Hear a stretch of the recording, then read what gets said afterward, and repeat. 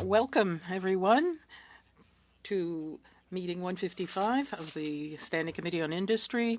I'd like to remind you, for those who are with us here today, that there is a card in front of you for guidelines to prevent audio feedback incidents. We thank the interpreters for their work. Pursuant to the motion adopted on Thursday, September 19, 2024, the committee is resuming its study on credit card practices and regulations in Canada. We're pleased to welcome from witnesses today Luisa Rizzo, Director General, GST HST Ruling Directorate at Canada Revenue Agency, from the Ministry Department of Finance, Big Delegation, Judith Hamel, Nicolas Marion, Senior Director, Payments, Amanda Riddell, Director, Real Property and Financial Institutions, Sales Tax Division.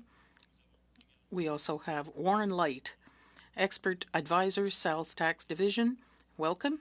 And lastly, from Statistics Canada, Matthew McDonald, Director, Consumer Prices Division.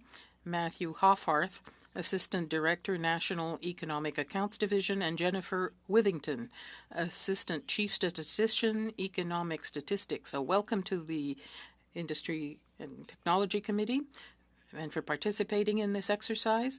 So without further ado, I'll give Ms. Rizzo the floor for a 5-minute opening statement. Rizzo, and I'm the Director General of the GST HST Rulings Directorate, Legislative Policy and Regulatory Affairs Branch at the Canada Revenue Agency. I want to thank you for inviting me to attend your meeting. To set a helpful context for the discussions today, I would like to briefly describe the role of the Canada Revenue Agency in the administration of the Excise Tax Act relative to that of our other federal organizations. As you're aware, the Department of Finance is responsible for developing and evaluating federal tax policy and the legislation through which policy becomes law. As administrator, the Canada Revenue Agency is responsible for functions which implement these laws, including providing information to the public and stakeholders, establishing processes through which individuals and businesses may meet their tax obligations and receive benefits, and of course, carrying on our compliance activities to help ensure that everyone respects the law as it was intended by Parliament. The role of the Canada Revenue Agency is to interpret the Excise Tax Act as it is worded. I can thus speak about the application of legislation. Additionally, please note that the CRA has no role in financial sector policy and no role in credit card regulations. Chair, this concludes my opening remarks. Thank you. Merci beaucoup. Je passerai maintenant. Thank you very much. I'll now give the floor to the Department of Finance, Ms. Hamel. Thank you, Mr. Chairman. Good morning. My name is Judith Hamel. I'm the Director General of the Financial Services Division at Finance Canada. I'm joined today by Nicolas Marion, Senior Director of the Payments Policy on my team here at the department. We are also accompanied by our colleagues from the Sales Tax Division. Financial Services Division is to provide advice and analysis to the Minister of Finance on policies relating to payments and the protection of consumers of financial services and basic payments. Our work is closely aligned with that of the Financial Consumer Agency of Canada, which is responsible for monitoring federally regulated financial institutions' compliance with applicable market conduct obligations. The agency is also responsible for educating consumers of financial products, notably on their rights and responsibilities.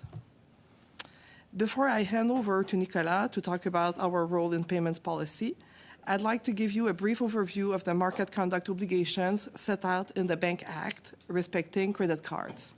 These obligations fall into 3 categories: disclosure obligations, restrictions on business practices, and maximum consumer liability. Les obligations d'information. Disclosure requirements are intended to ensure that the consumer is well informed and understands the key terms and conditions of their credit card agreement and is provided key ongoing information. For example, banks must provide certain upfront information to consumers when they apply for credit cards, including a summary box which prominently displays the key interest rates and fees associated with the card. Other information must be disclosed to consumers on an ongoing basis in their monthly credit card, including, for example, the length of time. Banks must also give consumers 21 days to pay their unpaid balance. Banks must also get consent before they give any credit increase.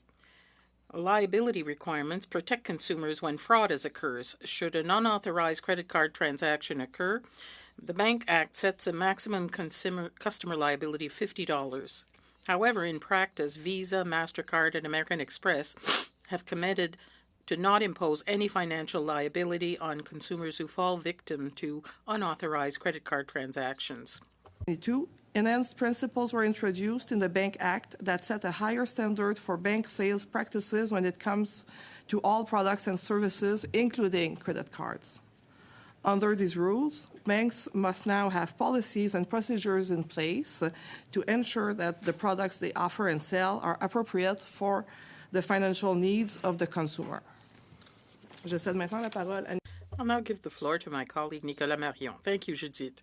Mr. Chairman and distinguished members of the committee. My name is Nicolas Marion. I head the Payments Policy section at the Department of Finance.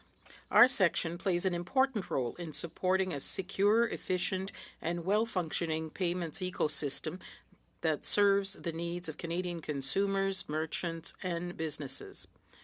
We provide the Minister of Finance with strategic advice and analysis on issues related to payment cards, payments clearing, and settlement systems, as well as the regulation of payment service providers.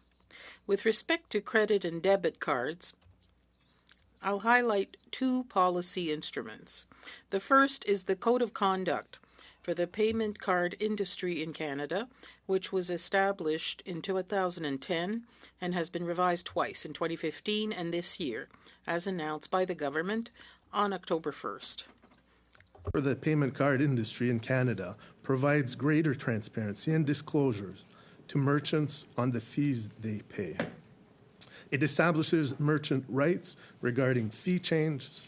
It allows merchants to freely choose which payment options to accept, and it provides a complaint handling process for merchants.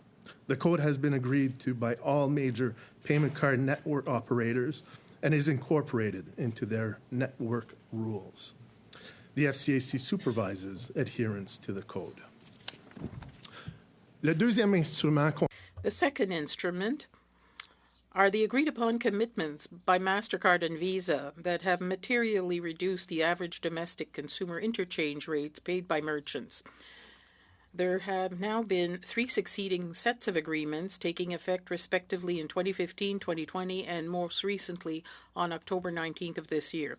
The payments section also supports initiatives related to payments modernization effort, which aims to improve the security, efficiency, and utility of the Canadian payment system to better meet the needs of Canadian consumers and businesses in a digital economy. Include expanding the financial sector regulatory perimeter by establishing a supervisory regime for payment service providers administered by the Bank of Canada under the Retail Payment Activities Act. Broadening core payment system access by expanding membership eligibility in Payments Canada to other regulated entities, such as payment service providers supervised by the Bank of Canada. And then finally, supporting Payments Canada's development of a fast payment system called the Real-Time Rail.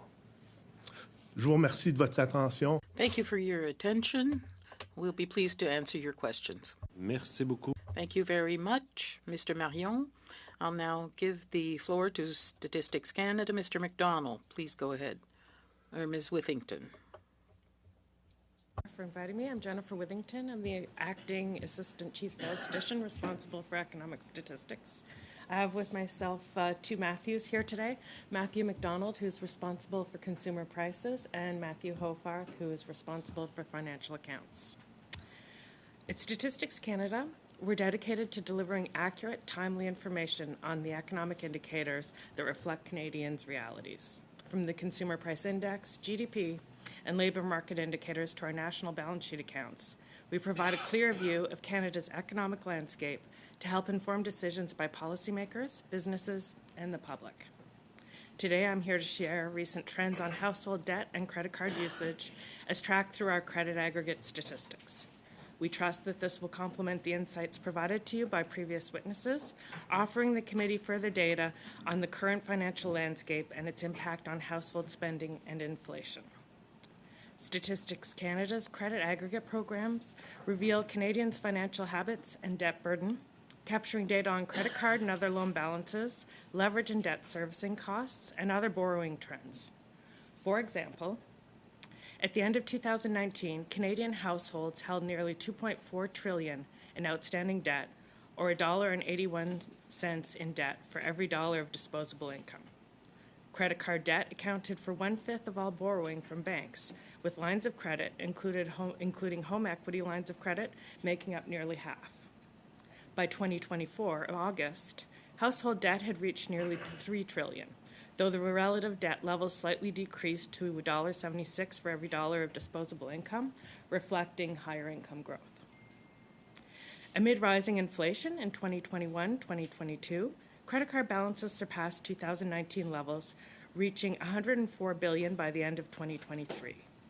Given the fungible nature of money, we cannot directly attribute rising credit card balances to specific pressures from more expensive purchases or to a greater volume of purchases. However, both factors are likely to be at play, particularly more expensive purchases given recent inflation. We also track service fees on financial products such as credit and debit card fees, mortgage fees, and other fees for investment management and custodial services. By the second quarter of 2024, households paid $6.8 billion in these fees, a 35% increase since 2019, though these charges only represent approximately 1.7% of household consumption.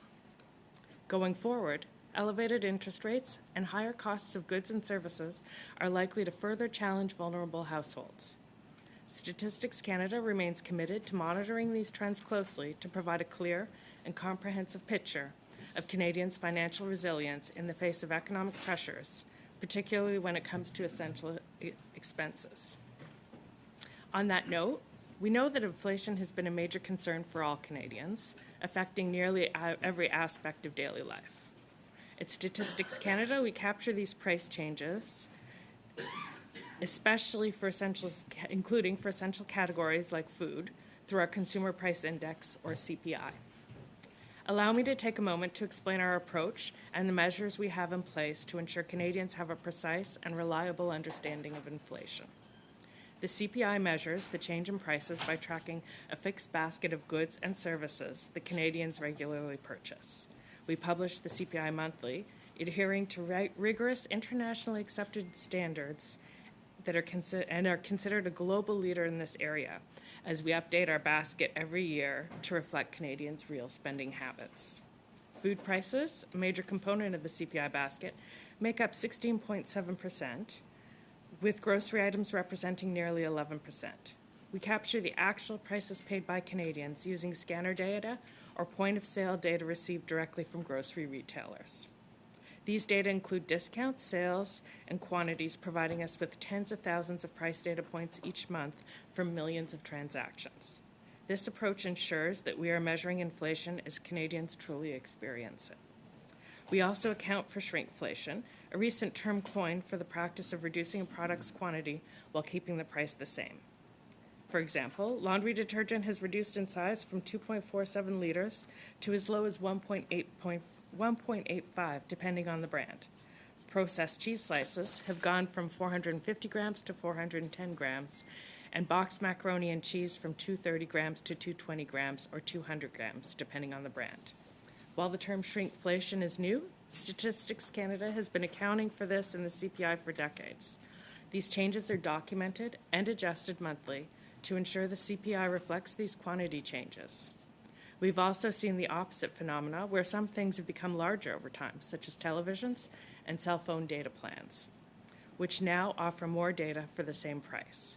Statistics Canada understands the importance of reliable data, especially during challenging economic times, and we are here to answer further questions from the committee members. Merci. Thank you very much. And now to start the discussion, I'll turn it over to MP Rempel-Garner for 6 minutes. Thank you.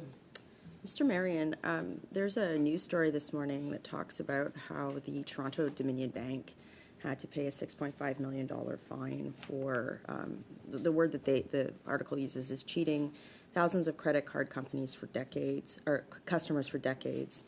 And the article talks about the Financial Consumer Agency of Canada and sort of that it might be a little bit weak. I'm just wondering if your department has undertaken any sort of review or provided any advice to the government about strengthening regulatory oversight in these areas, particularly through mandate reviews at the Bank of Canada, OSFI, or the FCAC. If that's okay, I will answer that question. Go ahead. Okay. So, as you know, as public servants, we won't be talking about the advice we provide to the government.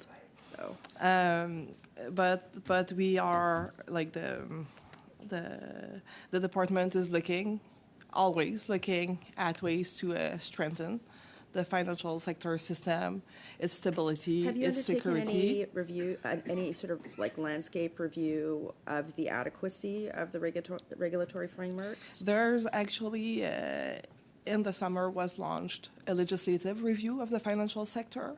Okay. And the consultation period just ended in Would you be able to September, and the provide- department is currently reviewing the submissions. Would you be able to provide the committee with interim documents or a summary of this, given the nature of this study that we're looking at right now? Not at the moment. Why? Like as I said, like the consultation period closed fairly recently, and the department is still in the process of reviewing the Could you submissions. provide us with a summary? Like it's. Why not? There's many of you at the table. So you're saying your department can't provide a parliamentary committee with the undertakings of a legislative review? We can provide a summary of we could share the documents for the Perfect. legislative review. So any of the findings you will table with this committee? Like we're still in the process of. Yes, but I just want the documents so I can read them as a legislator and provide recommendations to the government. We need to go through the documents. Some of them have Okay, been. this is ridiculous. Some of them we can not share Like, because I- consultation documents. We'll do a production of document. That's ridiculous. Okay. Mr. Marion, the European Union has regulation that limits interchange fees 0.3% for consumer credit cards and 0.2% for consumer debit cards. Did you provide advice to the government that Canada should undertake similar regulations? I mean, we, in our work, particularly that led to the recent agreements with Visa and MasterCard that saw the reduction of interchange fees for small But that's a businesses. voluntary agreement, right? It is a voluntary agreement. So did you Having provide- said that, I'd qualify it as a non-regulatory agreement. It Right. is an agreement, and they adhere to the agreement. They post Did the the government fees. provide direction to your department to not pursue a regulatory framework on interchange fees and a voluntary framework instead? So we've had a number of these agreements, 3 sets of these agreements over the years. The first set was negotiated in 2014 and brought into force But in there's no formal 2015. regulatory framework, correct? Those requirements are not set in Correct. regulations. Okay, so correct. did the government provide you with direction to not pursue a formal regulatory framework for interchange fees being capped at a certain level? We didn't receive any direction saying Thank you. that it shouldn't be done Thank you. regulatorily. Did the government provide you any direction on ensuring or regulating or working something into the voluntary framework that you talked about, the voluntary agreement with Visa and MasterCard, to ensure that the savings from interchange fees would be passed on to small businesses when a payment processor is involved? So just to be clear here, at the time of the fall economic statement in 2022, the government announced its intention, one, to negotiate. So I'm running out of time, so I want to know. appreciate that, but at the time, the draft legislation was tabled concurrently with the announcement, and the announcement said, if we cannot achieve this through agreement, we will proceed with regulating this in But I'm short asking, term. particularly with regard to the payment processors like Stripe, Right. has the government provided you with direction to ensure that the savings on interchange fees from the deal with Visa and MasterCard are actually passed down to consumers and not hoarded by payment processors? Right. So most merchants that are on Interchange Plus plans are de facto receiving. But we don't know how many. We don't know how many of those. Like you get that talking point, but we don't actually know how many of those clients are on Interchange Plus or not. So I'm asking why didn't the government, if that was to go to small businesses, did you provide advice to the government to ensure that those savings were not hoarded by payment processors like Stripe? We have communicated in very clear terms. Could you table that communication with the committee? Anything written to the payment processors? So we've spoken with the payment processors that our expectation was for any rate reductions. Did you do that with Stripe? We did. Can you table that? Last week, you said? No, I said absolutely. Okay, so you can table any emails that you've had with them. So it was done through verbal discussion, but at the same time, When? we communicated that certainly in July of this year, and I'd have to go back. With who from the company? With Stripe. With who? Brian Peters, I believe, is the gentleman's name. Interesting. Last question that I have, and perhaps it's for Mr. Light. Payment processors are citing the increase in GST, HST, the change in ruling I will get into. You know what we're talking about on certain fees as the reason why they can't or aren't passing the savings from the interchange fees and Visa and MasterCard along to consumers. Were you lobbied by payment? Like, did you hear a lot of feedback from payment processors that they didn't want that change to GST, HST made? Like, was that a lobbying effort within the department on the behalf of payment processors to have GST applied to the fees? There was a court ruling, and then I believe that there was a change in policy, right, to ensure that GST did apply. Was that something that was like heavily lobbied in your department by payment processors? No, we did not receive heavy lobbying. I point out that the tax also applied up until a 2020 court ruling. In 2023, we made an amendment to ensure that the tax reapplied. Right. So, but no, we did not see. We did receive some communication from acquirers asking for information, but we did not receive heavy lobbying. Thank you. Thank you, Ms. Thank you. Rumpel-Garner. I'll now turn it over to MP Area for 6 minutes. Thank you, Chair. Thank the witnesses for coming here today. I prefer the code of conduct instead of passing regulations to control and manage the various issues with the credit card industry, or for that matter, any other industry. New regulations requires more bureaucracy to manage it, to implement it. So instead of that, a voluntary code of conduct between the policymakers and the industry players is any day welcome. But what I want to know is that what happens when there is one or more bad apples in the industry who don't follow. Specifically, let's talk about Stripe here. Stripe said that it is not going to pass on the benefits. So what do we have in our power to manage Stripe also follows the conduct that is being followed by its peers? Mr. Nicholas Marion, if you can answer that. specifically to that, please? Yeah, thank you for the question. I think it's, I think part of the government's responsibility, and that's seen in the code of conduct, is one, making sure that merchants can make informed decision at the time that they sign a contract with Mr. their... Marion, unfortunately, my time is limited. So is there any mechanism available to take action against the major players who don't follow this? So again, our expectation is that any interchange rate reductions will be passed. Having said that, I'm fully aware of the situation. No, again, with expectation. Stripe. See, the point is that the whole purpose of code of conduct is that all major players implement it, and that prevents regulation.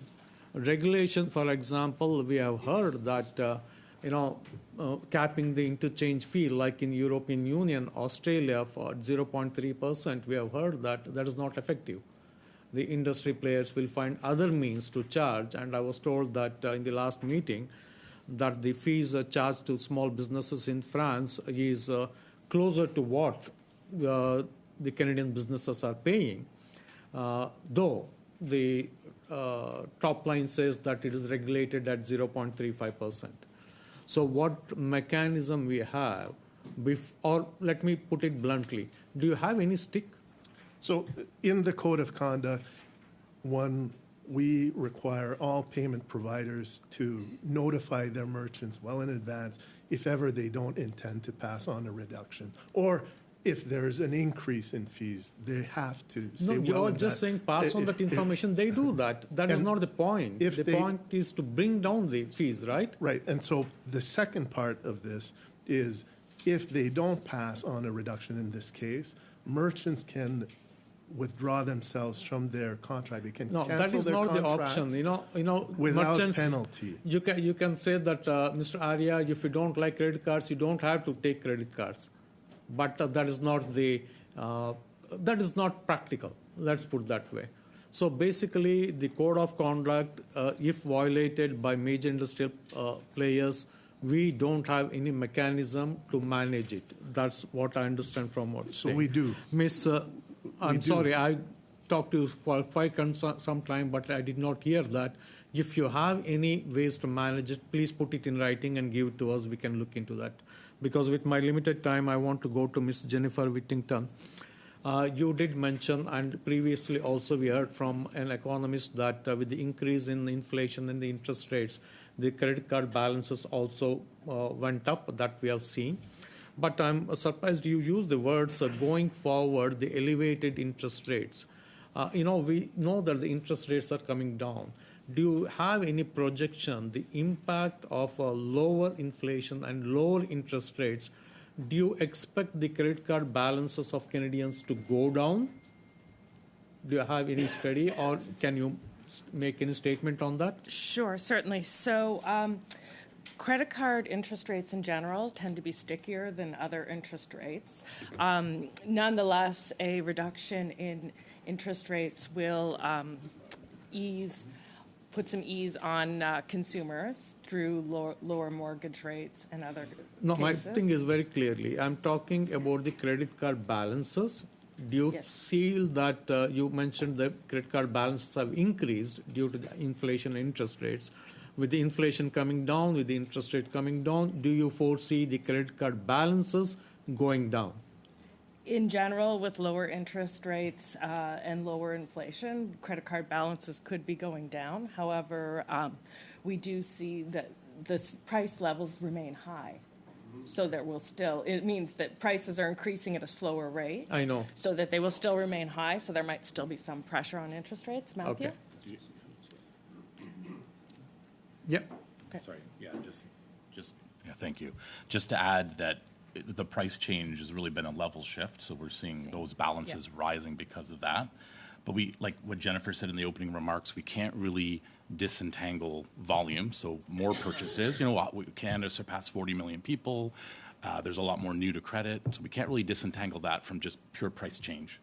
I go to the grocery store, I buy all the same things I used to buy, and things cost more. Thank you. That's the challenge. Ms. Rizzo, I don't know why you're here, because obviously, but is there anything that comes under your jurisdiction or your mandate to manage the interchange fees or the interest rates, anything at all? No, it does not. It's part of the Okay. Canada Revenue Agency. Anyway, thanks for spending some time of yours with us. Thank you.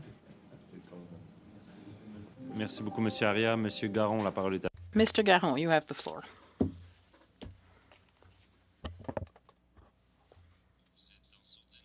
You're on mute, Mr. Garon.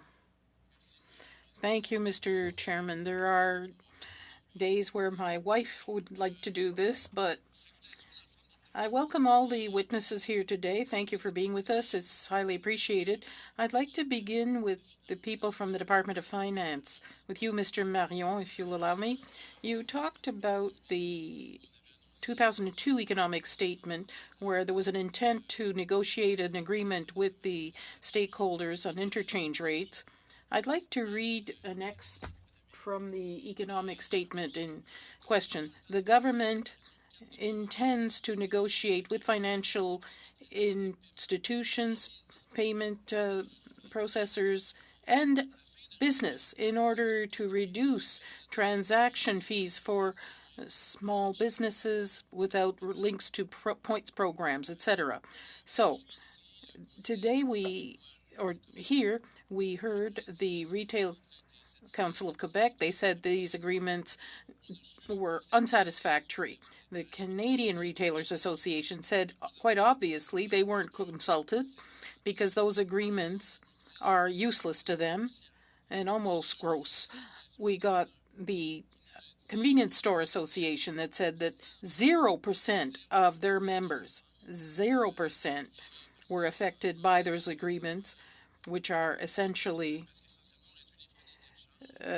reduced interchange rates for businesses with small sales figures.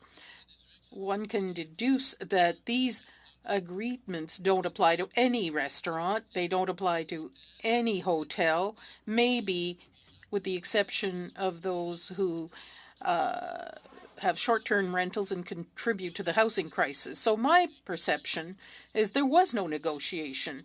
The minister at the time tabled legislation that she had no intention of having adopted, under which she could, through regulation, impose an agreement, which was probably useless. Credit cards made an offer to you, and the Department of Finance was perfectly pleased to clean the slate and let them go with an agreement that applies to no one. So I'd like you to tell me two things. In the framework of these negotiations, when Visa and MasterCard made an offer to you, what was the government's counteroffer? Were you satisfied with the first offer these credit card companies made? And secondly, can you tell us why the Canadian retailers, Quebec retailers, the Association of Convenience Stores, and others said they were not consulted, which would contravene what we saw in the economic statement? Thank you. Thank you for the question. There's a few things here. First of all, we did have consultations after the economic statement with the operators of payment cards, financial institutions, trade associations, and the Convenience Store Association. A lot of payment service providers, as well as one who operates a loyalty program. Well, just another question here. Maybe you didn't understand. We're not talking about consultation. We're talking about negotiation. Can you confirm to the committee that when Visa and MasterCard made a complacent offer that led to the agreement we have today, the Canadian Retail Association, the Quebec Retail Association, the convenience stores, and others were part of these negotiations?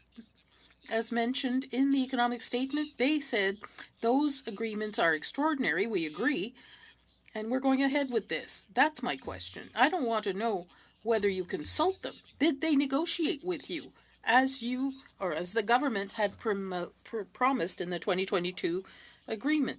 Well, we had conversations with many stakeholders, We had a lot of negotiation with the networks.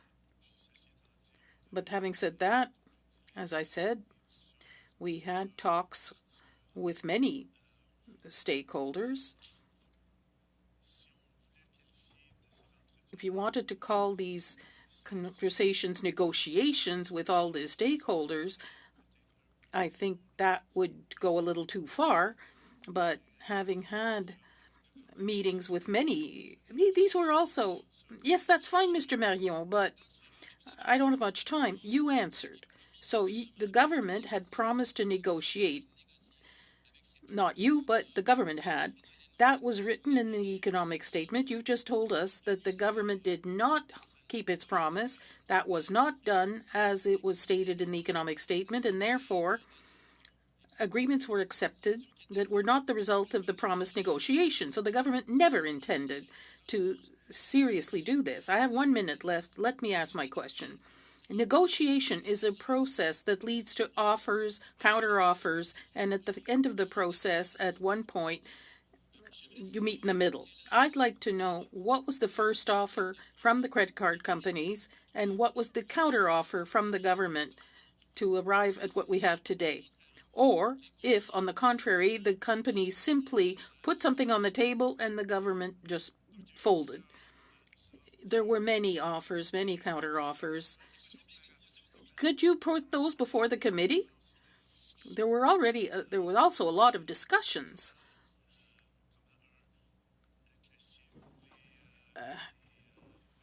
About what to do with small businesses. 90% of businesses that accept credit cards benefit from these reductions. So how do you define the field of application of all this? There were many discussions about this, and the interchange rates reflect a very complex process. We wanted to better understand certain aspects of it, but at the same time, we had a very clear and firm position. We wanted to see reductions, substantial reductions. At the same time, we wanted to make sure that other companies would now not be punished, if you will, if there was a reduction for other businesses. And at the same time, we wanted to make sure that Canadians would be protected when it comes to their loyalty programs. If you give me 3 seconds, Mr. Chairman, I know my time is up, but I'd like to ask Mr. Marion to table before the committee examples of counteroffers made to Visa and MasterCard by the Department of Finance that led to the agreement we have. Would you be prepared to table this with the committee? I think we'd even read them in camera if you think it's too secret, but we'd like to see those. I appreciate the question. I don't think we are able to share the various... That's too secret for parliamentarians, for members of parliament? That's too secret for parliament in general? Well, look, I don't think we can share these offers and counter-offers. Thank you, Mr. Chairman. Thank you, Mr. Garon. Mr. Massé, you have the floor. Chair, I just want to confirm, Mr. Marion, who actually pays your salary? I work for the Department of Finance and ultimately the government, ultimately the taxpayers. Yeah, thank you. I just want to make sure that confirm that because you said that you give strategic advice to the minister. What is that strategic advice that you provided on this issue? Well, we provided advice both in terms of what we thought we could achieve, some of the considerations around reductions in interchange fees, as well as key stakeholders with respect to that, as well as a strategy in terms of delivering meaningful reductions for a broad group of merchants. Okay, so is that verbal or is it written? Is it email? I mean, you've given testimony that you provide all those things, and one of the ones that was more surprising was some of it was just verbal when dealing with the credit card companies. But can you provide us with that? Like I don't have a lot of time, so I would like the notes and the information that you provided the minister. So we do provide notes to the minister. Yeah. I'm not at liberty to share advice provided to ministers. Okay, why? Where in your job description, in your mandate, does it actually specifically say you can't provide members of parliament that are equal members to the minister with that information? So if you actually gave me information to me in my office, I would readily share that not only with my constituents, Point of but order, also Chair. with other people. Yes, just 1 second, Mr. Massey. I believe that advice to ministers is covered under cabinet confidence, and I'm not sure why the member is pushing in this direction, but Yeah, Mr. Turnbull, there's a... On the point of order, I can respond. I'll just advise members that, public servants, there is a bit of a tension between, they do provide advice to the cabinet, and there's a limit to what they can share. However, there's no limit to what the committee can ask. But understand this tension that the public servants are under when they're testifying before this committee. There's a limit. Yes. Well, I have Mr. Massey and then Madame Rempel-Garner. Yeah, well, it depends on the minister and the department. We can also get briefing books and so forth. So I'm trying to get an assertion as to what the limits have been prescribed on the public service with regards to the minister. To the parliamentary secretary, that's ordinary business in terms of each minister is very different in terms of what they will. You can get the briefing books, you can do all the different things, you can ATIP, you can do all those different things. So what I'm trying to ascertain is to where are the guardrails that the Mr. Marion has been directed at this point in time in terms of information, because we've already heard right now that some stuff is verbal on the phone, some stuff is written in notes, and some stuff is provided. So I don't understand exactly, and I want to know specifically where his mandate of those guardrails are coming from. That's what I would like to know, because that's going to determine how I seek out the information that's necessary for this committee. I'm listening, and then I'll come back. But of course, and briefly, as well, Chair, having been in cabinet, I understand where the information would go into cabinet secrecy and when it doesn't. But, I had an exchange earlier with a public servant where I was asking for the roll-up of public consultations. That would not be covered under cabinet confidence at all. And to be told as a parliamentarian that I can't receive that information is a bit of a misunderstanding within the public service about the fact that they respond to us and not the other way around. And they act at our pleasure and not the other way around. Now, I'm not saying that needs to be a negative relationship, but to be told that we can't get the roll-up of public consultations as parliamentarians is kind of egregious. Thank you. Thank you, MP Garner. MP Turnbull. yeah, Mr. Massey's been around this place for a long time, so I think he knows where the lines are. So I think we're just, I think if he has a question or a request for the minister, maybe he wants to make that request directly to the minister.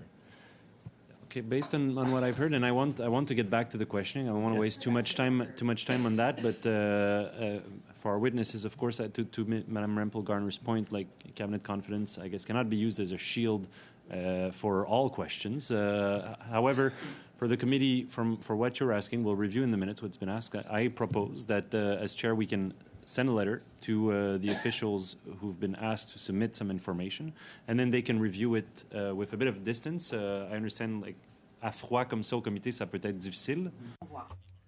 Cold turkey like this to determine whether something falls or doesn't fall under cabinet confidence, but we can ask and then see what they come back and then decide it from there. That's what I would submit to committee members if you agree. But be free to ask while you have the floor, Mr. Massey. But understanding that tension that Mr. Turnbull has highlighted, the public servants are not free to share just about everything. So, Mr. Massey.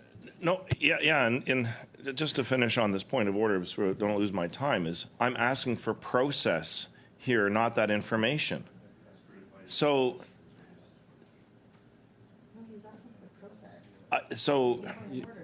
Mr. Massey, you may pursue your line of questions, and as I've said, I'll on behalf of the committee, I'll ask the information to the officials, and we'll see what they can share. I appreciate that. What I'm trying to ascertain is exactly kind of what's going into making the entire sausage of credit card interest rates that takes place, and the minister's information, the content, and so forth as we get there. Now, you mentioned there was many stakeholders that were consulted. Can you tell me who those stakeholders were? Yeah, I think we can. So in terms of the payment card networks, we spoke with Visa, MasterCard, American Express, financial institutions. We spoke with BMO, TD, CIBC, Scotiabank, RBC, National Bank, Desjardins, merchant associations. We spoke with the Canadian Federation of Independent Business, Canadian Federation of Independent Grocers, the Retail Council of Canada, the Convenience Industry Council of Canada. So you kind of only did like our study here. So, Yeah. well, we spoke with all of Yeah. them following the fall economic statement. And on top of that, in 2021, the government held a public consultation consulting all Canadians and stakeholders on the interest of reducing interchange for Interchange fees, but not interest rates. And I appreciate that. That's actually a very good response in terms of giving me the inventory of the people you consulted with. But was it just on the interchange, or did it also include the interest rates? Because absent in some of the testimony you provided just now was like furniture stores and other, buy now, pay later, which we've heard in other groups and organizations. Was it just focused mostly on the interchange? So the consultation in 2021 was focused on merchants' interaction with credit cards, payment card, and so it was mostly focusing on interchange, but also other elements related to a merchant's interaction with that part of the payments ecosystem. Did any of that include like the interest rates though? It and did then not. Okay, No. so and this is where this is part of why reason I've actually even wanted to study to begin with. Sure. So it didn't cover the interest rates, and okay, so that's very important. Okay, well I think my time's up, but that's really what I wanted to get to. So thank you, Mr. Chair. Merci beaucoup, Monsieur Massé. Thank you, Mr. Massé. Mr. Perkins, you have the floor for 5 minutes. Mr. Chair, and thank you, witnesses. I'd like to start off where MP Rempel-Garner ended her round of questioning with regard to the interchange fees and the tax case, the claim by Stripe that somehow they're uniquely hurt by the GST, HST change, which isn't really a change as I understand it. So maybe we could tackle that part first. The GST being applied this year isn't new, is it? It was just, they got a 12-month reprieve, essentially, but they're paying what they were paying before. Yeah, there's been no change. This is a long-standing policy that's been in place since the GST was introduced in 1991. It was well understood. Banks are often ambitious when it comes to challenging laws, and they took a swing at it. They lost at the tax court. They won at the Federal Court of Canada, or the Federal Court of Appeal. We introduced legislation to unwind that decision, which was contrary to longstanding policy, and the tax was reintroduced. So it's not a new tax. It's not a new cost. It's not a new tax. No. And it's not a tax that applies strictly to Stripe, is it? No, it applies to all acquirers. It applies to all of them. So far, they're the only company that I'm aware of that has come out and said that they're not going to apply the reduction, although a number of other providers have been silent. Are you aware, is there any other company that is providing these interchange services, these processing services, that is saying they will not pass it on? I'm not aware of any others. And what has the department done to reverse their perspective on it?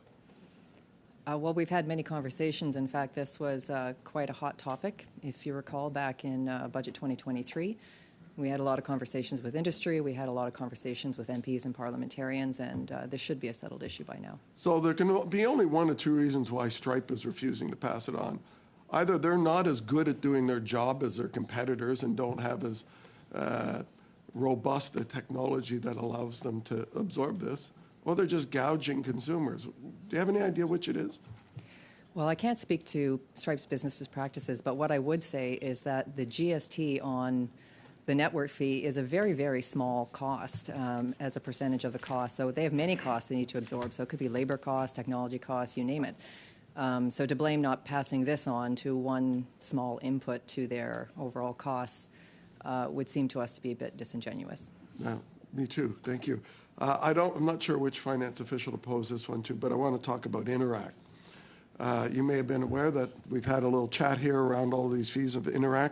We had a board member here in committee who didn't seem to know what the pricing was of the company that he is a board member of, which shocks me because every company I've been a board member of, I know what our pricing structure is. So I'm not sure how truthful he was. But in the end of the day, the e-transfer fees range from 6 cents to 43 cents, apparently.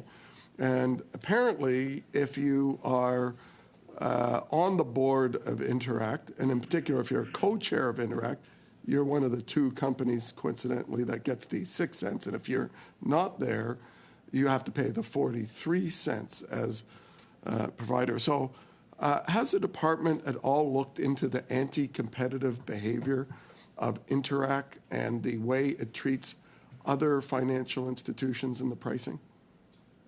Thank you for the question. We do work with Interact. Matters related to competition is one that we defer to the Competition Bureau. And so to the specifics of your question, I think those would be better posed to them. But when you're forming public policy, and I served 8 years in a minister's office back in a long time ago,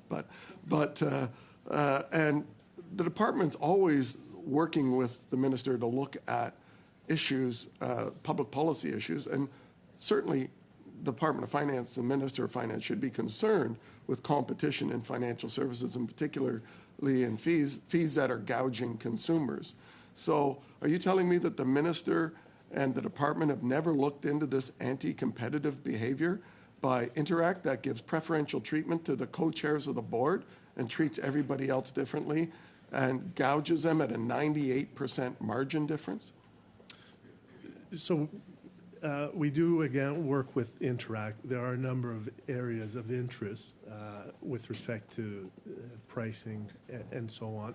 We haven't entertained agreements in terms of setting certain pricing for Interact. It's not something that stakeholders have raised with us. In fact, merchants that I deal with value. Do stakeholders have to raise something for you to look at an issue? I mean, the issue here is that if you're being charged $1.50 on each end of the transaction, that's $3. And Royal Bank and TD are paying 6 cents. That's a monstrous amount of profit. And the department hasn't looked into that. And the department hasn't looked into, I also take it, the return on equity percentages on credit card business. I worked at a bank. I know that the bank I worked at, the return on equity was 52% on the credit card business. So their defense of this industry is BS in terms of the fact that generally the return for the entire bank is 10 to 12, 13% is their target.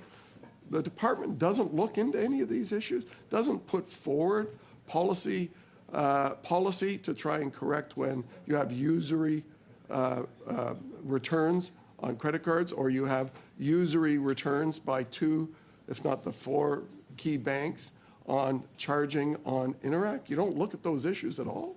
We look at a number of issues, and thank you for the question. With respect to Interact, as I was going to say, merchants do value the services that they provide and want to maintain their access to Interact, whether it's payment receivable through e-transfer or payment expediency through e-transfer, as well as their debit service offerings. Thank you. Merci beaucoup. Monsieur Van Bynen, la parole est. Mr. Van Bynen, you have the floor. Thank you, Mr. Chair. I just want to make sure that we have the proper understanding of the question that was put by you with respect to the letter that would outline the information that we're looking for.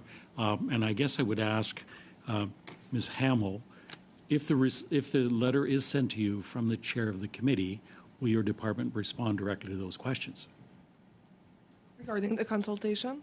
Yes, that's correct. So maybe just to clarify, the consultation is being led by another division, and I know that they've updated me on the process. I know they're in the process of reviewing the documents that have been received, and many stakeholders have also asked for discussions. So these discussions are ongoing. So my concern was not that much about sharing the results of the consultation, but about the timing in terms of doing it. But we can take that question back and come back to you with what's possible and what time frame. Yeah. Okay. So the answer is yes? Yeah. Okay. Thank you very much. There's two issues I think that we're trying to deal with here. I think the study was focused on the interchange fees that were being created, but also highlighted, I believe Mr. Massey raised the concern about the high interest rates that are being provided by credit cards and how they're taking advantage of the most vulnerable communities that we have. Has Statistics Canada observed the changes in average interest rates on credit cards over the last 5 years, especially in relation to the key Bank of Canada interest rates? Go ahead. Thank you. So we don't directly release or publish information on interest rates related to products, but we do have a debt service ratio that measures the debt servicing costs of household debt relative to their income. And we do look at a lot of regulatory data from chartered banks to make sure we have the correct inputs into this debt service ratio model. So when we look at that information, again, coming from regulatory data, it's publicly available through CODER, through the Bank of Canada's website. But you can see that in the mid-2016, rates were around 18%. And they've risen slowly over time, and they've reached 20.5% in 2024. So in terms of the debt service ratio, the idea is that we generally have persistently, 18%, 20%, it's relatively high. HELOCs are a much larger component of non-mortgage debt for households, and those are usually variable rate. So just to say we don't see as much pressure on servicing costs than other variable rate products like HELOCs. That being said, we have seen credit card balances increase substantially since the start of the pandemic. Is there any data that shows how credit card use and debt levels differ across different income brackets? So yes, thank you for the question. We do have the distributions of household economic accounts, which measures income, consumption, savings, and wealth by income quintile. And we have seen some pressures on some of the lower income quintiles as their household disposable income, a larger percentage of it is going towards food, shelter, and transportation. Can you forward that data over to the committee? Absolutely. Okay, thank you. So the other part of the issue is that many of the credit cards are saying the balances are paid off within the normal 21 days, and that this is simply a payment instrument as opposed to a debt instrument. So is there any indication how much of the credit card debt is in relation to the lines of credit, auto loans, and personal loans?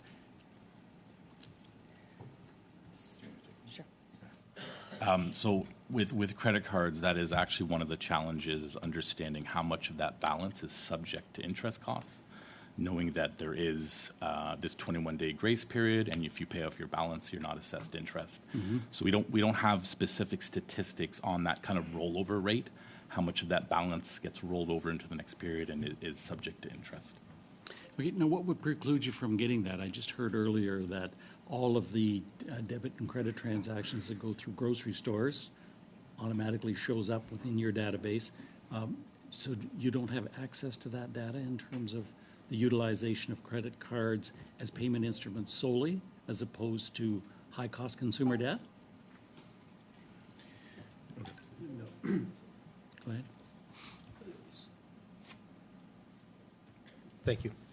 So I think you're referencing the content of our point-of-sale scanner files from our retailer, and the contents and the variables that we get are specific to prices. So prices and the characteristics about those prices, but it doesn't include payment type. Okay, thank you. Are there any regions or demographics where debt levels have increased or decreased significantly? Take that Go ahead. We're taking our turns here. Okay. So yes, we do see the largest levels of indebtedness are not surprisingly in the largest provinces. And in terms of demographics, we do see that the youngest households, less than 35 years old, had 18% of outstanding non-mortgage debt in the form of credit card debt. Our government is currently in the process of implementing a national framework for consumer-driven banking. Could you speak to the benefits of that and what kind of progress we're making The intent here, and I believe it was raised earlier, is that this industry seems to be dominated by a few small players. And what kind of progress are we making towards increasing the level of competition in that industry? Thank you for the question. So, as announced by the government in the last fall economic statement and budget, the department is working towards the development and implementation of a consumer-driven banking framework. So, a first set of legislation was tabled with the first Budget Implementation Act, and work is ongoing for the second set of legislation to be tabled at the earliest opportunity, I guess, or when. And is the legislative framework in place to make sure that these new organizations are? Yeah, there are many objectives with the consumer-driven banking framework, and many there could be many advantages to it, including including the ability for consumers to securely share their data. And share the data between financial institutions, so it will enhance the safety of the financial system. It will also make it easier for consumers to seek advice on products and services from various institutions, hence having a positive impact, yes, on competition. And so the key is to make sure that the backbone that delivers those payment instruments has enough competition, but at the same time, the same stability that we need to ensure that the consumer's interests are protected. These are the objectives that we are trying to balance, yes. Thank you. Thank you, MP Van I think I'm over Bynen. time, Monsieur Mr. Chair. Garon, la parole est à vous. Mr. Garon, you have the floor. Thank you, Mr. Chairman. I just have a complimentary question for Mr. Marion. I hate to call them agreements with the credit card companies because they aren't really, but I still have a question about the process. Earlier, when answering Mr. Massé, I believe, you mentioned American Express. American Express is far from being the biggest player on the Canadian chessboard. It's not part of the agreements. Of course, we've established in the preceding case that the government hadn't negotiated very much. That's at least what your answer leaves us believe. American Express just didn't answer you, and that ended there? Thank you for your question. Well, with American Express, we are still working on an agreement. Okay, so what that means, let's say we're having this understood by the public. The minister arrived in 2022 and said to the companies, if you don't negotiate an agreement in the short term, this is the legislation we're going to table. We're going to wrap you on the knuckles. Visa tabled an agreement that doesn't affect many retailers, especially not in the food sector. MasterCard tabled something. We don't know what happened because you don't want to give us details. And we have agreements that don't affect many retailers. And American Express didn't respond. 2 years later, you're still negotiating. There's no legislation tabled. Let's say I was a credit card company. I wouldn't take you seriously. It's not serious. Explain to me, in the current contest, you promised, or the government promised, to wrap these companies on the knuckles, but you're still chatting with American Express. Explain to me how these companies can take the Canadian government seriously. Well, thank you for your question. Just to clarify, the agreements with Visa and MasterCard affect 90% of companies, all companies, 90% benefit from reductions. In terms of sales, I'm sorry, Mr. Marion, Mr. Chairman, it's not the number of companies. When you give statistics like that, a grocery store with sales of $12 million and a hairdresser with 33,000, in Canadian business figures, how many in Canadian sales figures? So we are not misled here. Thank you for your question. That 90% of businesses who accept credit cards or payment cards will benefit.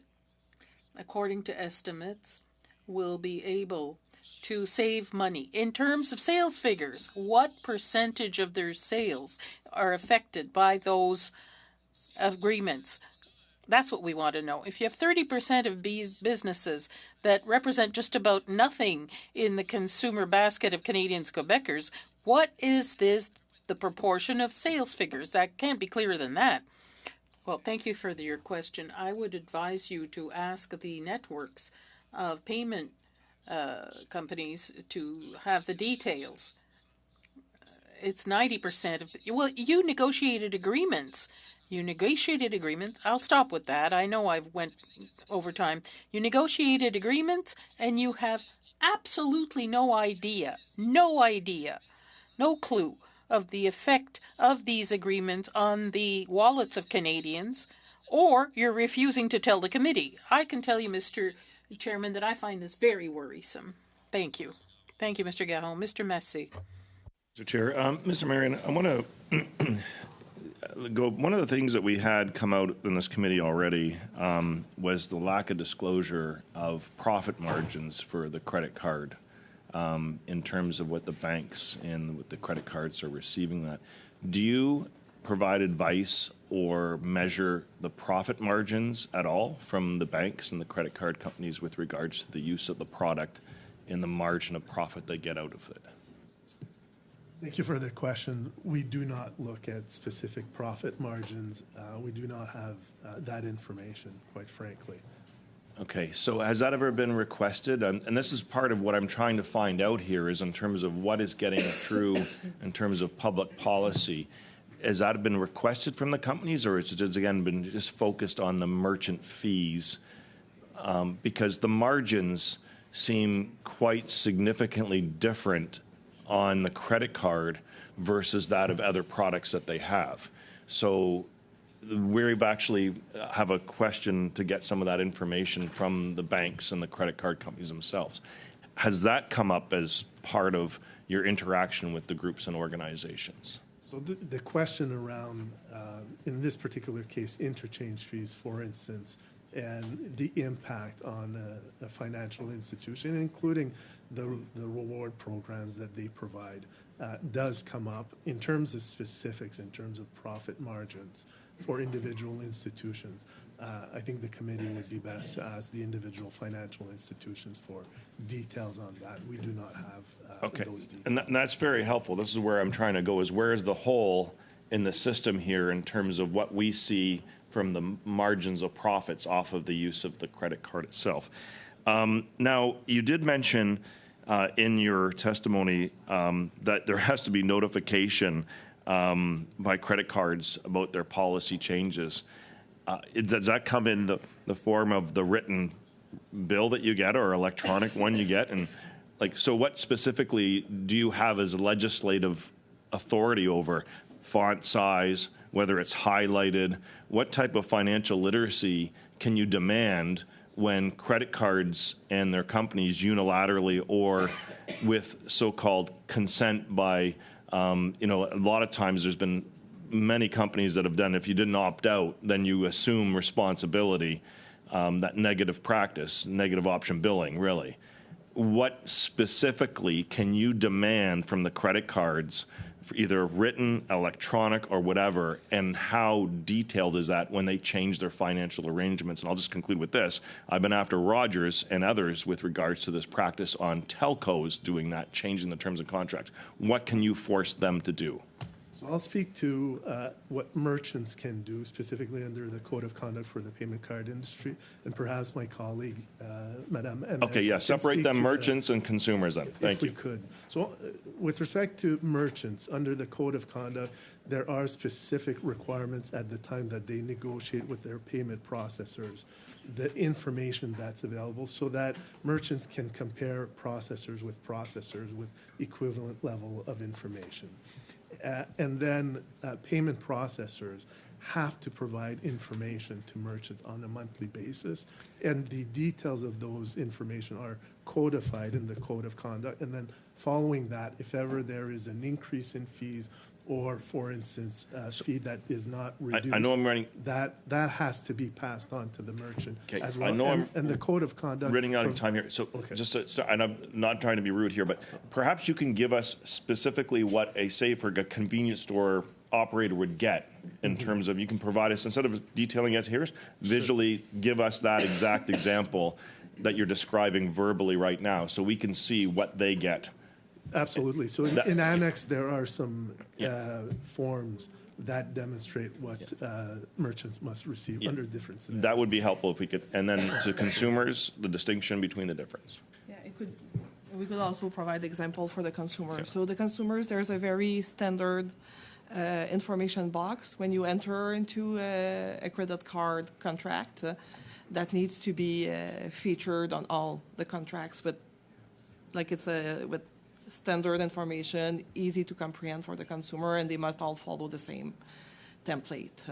And in terms of changes to features or terms of conditions, for example, if they're changing the annual interest rate, then that must be disclosed at least 30 days prior to the change being put into effect. Okay. If you could give us those so we have them written in front of ourselves, that would be good examples. And specifically, to finish, what can you mandate them to do versus options of suggestions?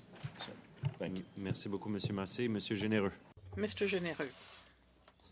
Thank you, Mr. Chairman. I wish to thank all the witnesses. Mr. Marion, I'll pick up on what Mr. Garon asked you. Essentially, what I'm trying to find out, is that there are many merchant associations that came here to testify and said that they will not be affected by the agreement made with the government. And you're saying that you consulted them, the convenience stores, among others. And they said that they would not be affected. You say 27% of reduction. In your opinion, should that normally apply? You're saying 90% of businesses in Canada. Does that apply unilaterally? Will it apply variably, in your opinion? Thank you for the question. The companies that operate with Visa under $300,000 will be eligible for the reductions in interchange fee. For those who have sales of MasterCard under $175,000 per year will also be eligible for the reductions in interchange fees. And if you look at what those companies used to pay for interchange fees in their business, and what they will pay on average after the agreement, it is a reduction of 27%. So what you're saying then is that 90% of businesses in Canada, and the 10% that are not affected, because I understand that that 27% is for everybody, it's unilateral.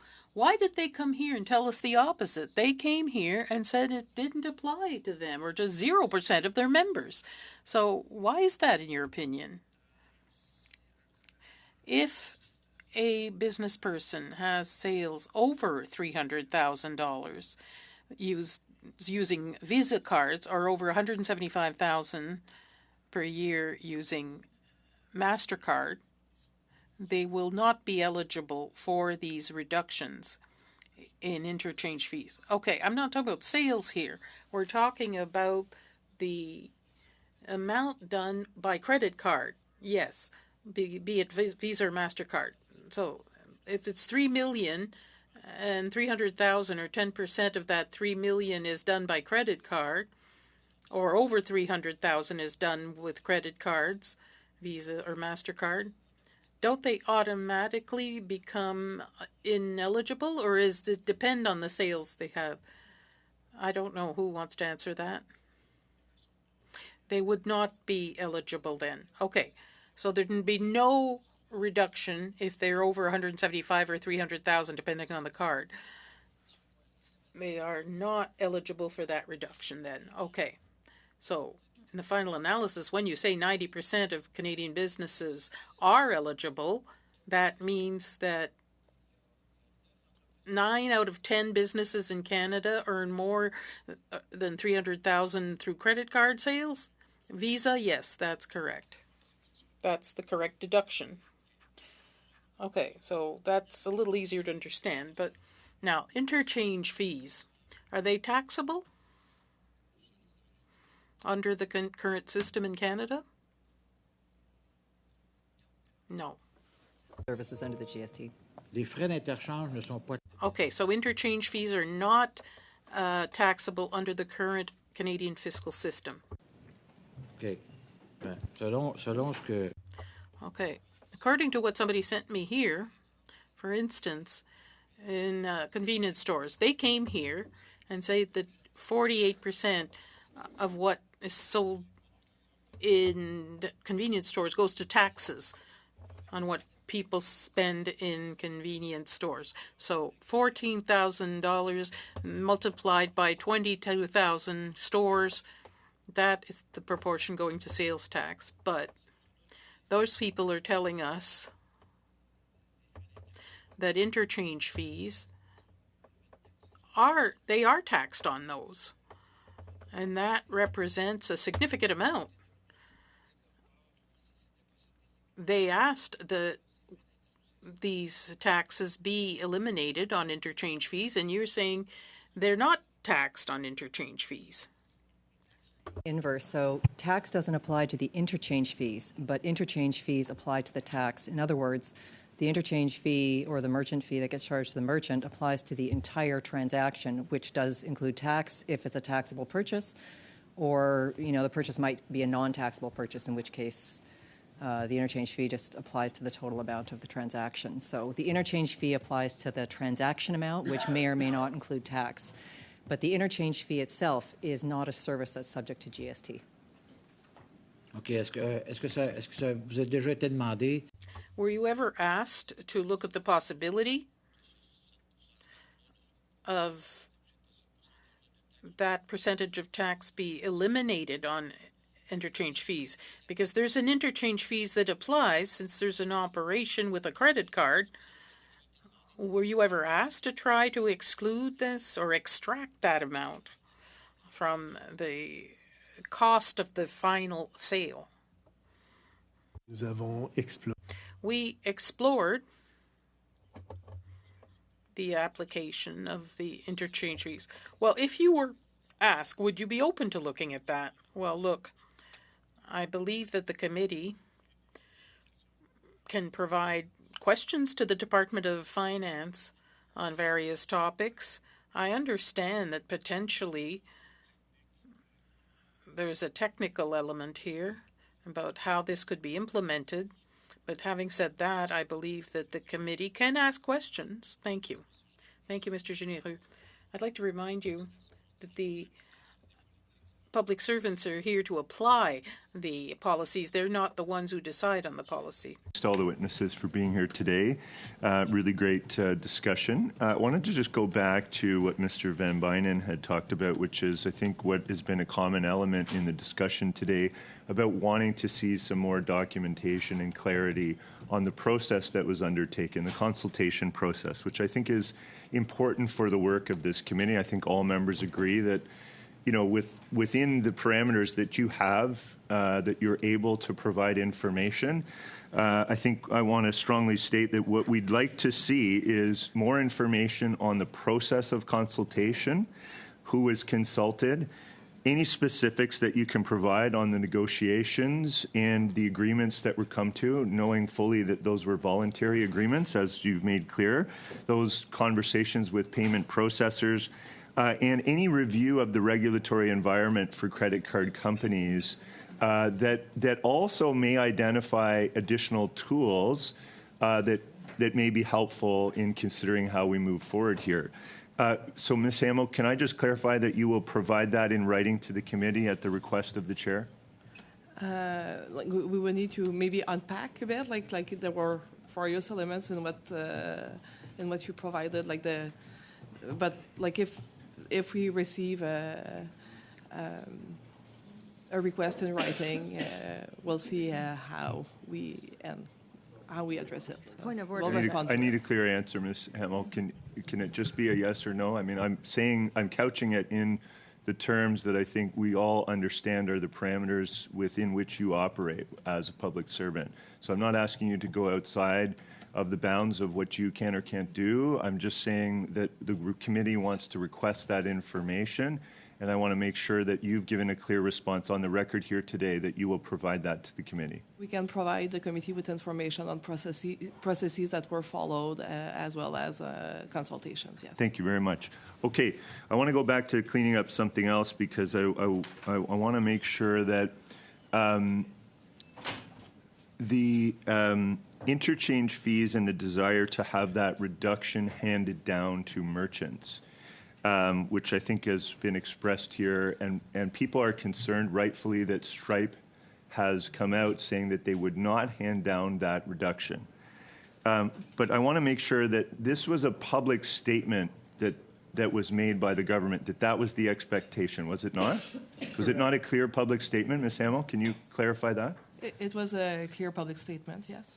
So the government made a public statement about it, and then Mr. Marion, I think in your response to someone else, you had said that that was also that the department verbally expressed that in private conversations with Stripe. Is that correct? Correct. Sorry, that wasn't on the mic there. Correct. Okay, good. So both publicly we've said it, and it was also said privately to Stripe. Okay, that's good. That's helpful. That's clear. So I just want to.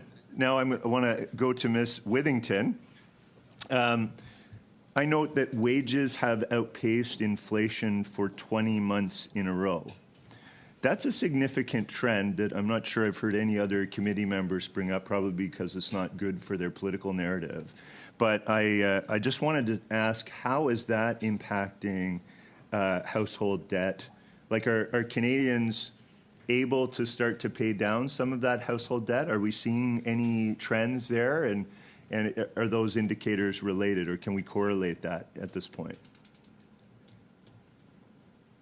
So while household debt remains high, it's true that the debt-to-income ratio has decreased because income has outpaced the debt level. So their ability to pay off the debt has improved. Right. Or they could service more debt if they were under more financial pressure, but the financial pressures seem to be coming down. Yes.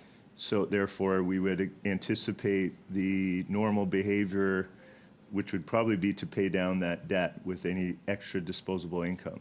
Is that correct? That's a possibility. Yeah, I mean, obviously it's up to human behavior. Absolutely, I can't yeah. comment on human behavior, but yes. But so, and this highlights why financial literacy might be important, but not saying that, I don't want to detract from the fact that Canadians have been going through a very tough time with the high inflationary environment that we've been in post-COVID. But you'd also mentioned that people that were 35 years and under were the ones that were sort of most exposed to credit card debt.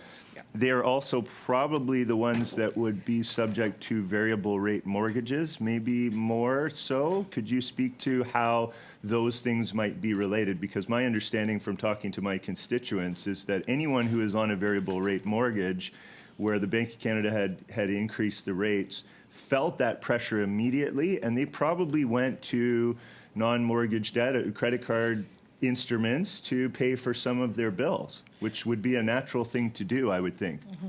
We have seen some evidence of the younger generations deleveraging outside the household mortgage rates because of the household mortgage debt because of high housing costs.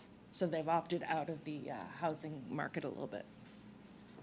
So as those rates come down, and what we've seen is they're down 4 times in a row, which is great news for Canadians. So that must alleviate some of the pressure on them, but now they're carrying more credit card debt, I would think, as a result of being through a period where, their mortgage payment could have increased $900 a month, which is significant. Yeah. Okay, so what is our obligation in terms of financial literacy, and who of the panelists today really works on that? Can anyone speak to the Government of Canada's work in terms of raising awareness and dealing with financial literacy? So the Financial Consumer Agency of Canada is the lead organization at the federal level on financial literacy. And they have, like, I know you've been talking to them already, like they have many tools that they develop to foster financial literacy. They have a website that is actually very useful in terms of providing information to Canadians, like just on credit cards. Like they have a comparison tool that compares like hundreds of products in Canada and can guide Canadians in choosing like the right card for them.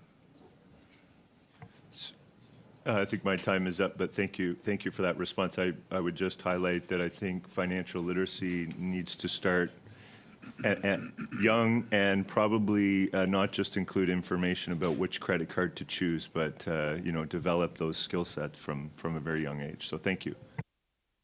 Thank you very much, Mr. Turnbull. I'll now turn it over to, en fait, je passe la parole à Monsieur Garon. Mr. Garon. Thank you, Mr. Chairman.